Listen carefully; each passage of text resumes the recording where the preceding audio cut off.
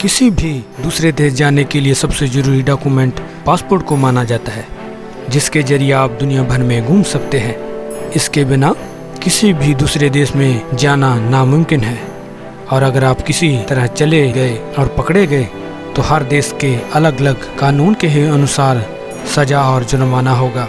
देश का कोई भी बड़ा VIP हो, उसे भी फॉरेन कंट्रीज में ट्रैवल करने के लिए पासपोर्ट रखना पड़ता है। यही नहीं, बड़े से लेकर छोटे सेलिब्रिटीज को भी पासपोर्ट के जरिए दूसरे देश में एंट्री मिलती है।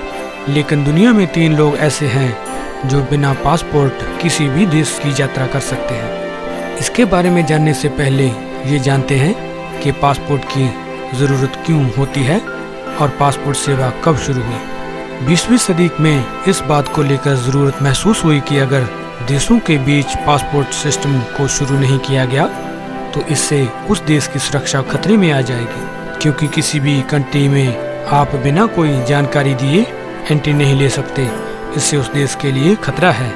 इस वजह से साल 1920 में league of nation passport system को शुरू करने का फैसला लिया गया और अमेरिका ने इसकी पहल करते हुए साल 1924 में पासपोर्ट सिस्टम को जारी कर दिया।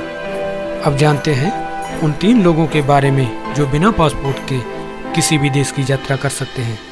ब्रिटेन के किंग चार्ल्स और जापान के राजा रानी को यह खास अधिकार दिया गया है कि वो बिना पासपोर्ट दुनिया में किसी भी हिस्से में आ जा सकते हैं। जापान के जिस राजा और रानी को यह अधिकार मिला हुआ है वो नारुहितो और उनकी पत्नी मसाको है। अभी इस बात की पूरी जानकारी नहीं है कि इन 3 लोगों को ही यह अधिकार क्यों और किससे मिला। चार्ल्स से पहले रानी एलिजाबेथ के पास यह अधिकार था। जब तक वो रानी थी तब तक वो बिना पासपोर्ट के कोई भी देश घूम सकती थी।